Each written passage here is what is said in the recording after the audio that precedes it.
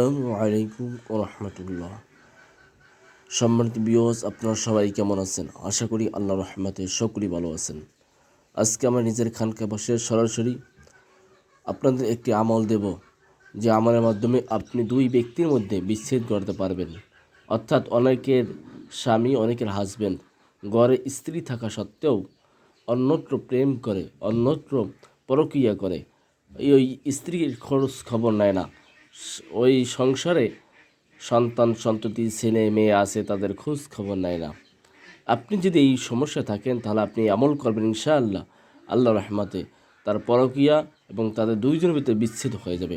আবার অনেক সময় দেখা যায় স্ত্রী স্বামীকে রেখে অন্যত্র প্রেম পরকীয়া করে। অনেক সময় দেখা যায় যে পালিয়ে গেছে, অন্যটি ছেলের সাথে অন্যত্র চলে গেছে। তো এরকম যদি হয়ে থাকে তাহলে আপনি আমলটি করবেন। আমলটি করার আগে অবশ্যই আমার এজাজত নিতে হবে। আমার এজাজত নিয়ে আপনি তারপর আমলটি করবেন। আমলটি করবেন শনিবার অথবা মঙ্গলবার, ঠিক জোহরের নামাজ আদায় করার পর। জোহরের নামাজ আদায় করার পর পাক পবিত্র হয়ে নির্জন স্থানে আপনি বসবেন। বসার পর আপনি যেই দুইজনের ভিতরে বিচ্ছেদ ঘটাবেন তার নাম, তার বাবার নাম লাগবে, যেই দুইজনের ভিতরে।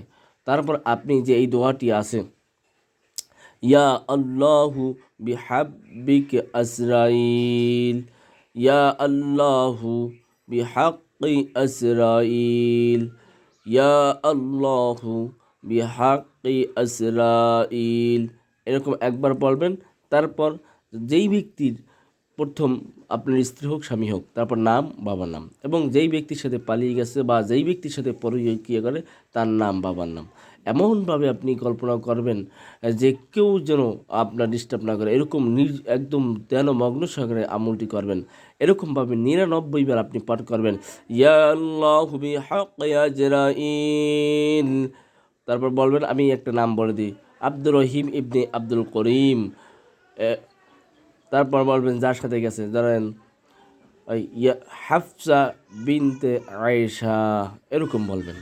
অর্থাৎ দুইজনের নাম, বাবার নাম বলবেন, যে দুইজনের সাথে সম্পর্ক বিচ্ছেদ করা চান।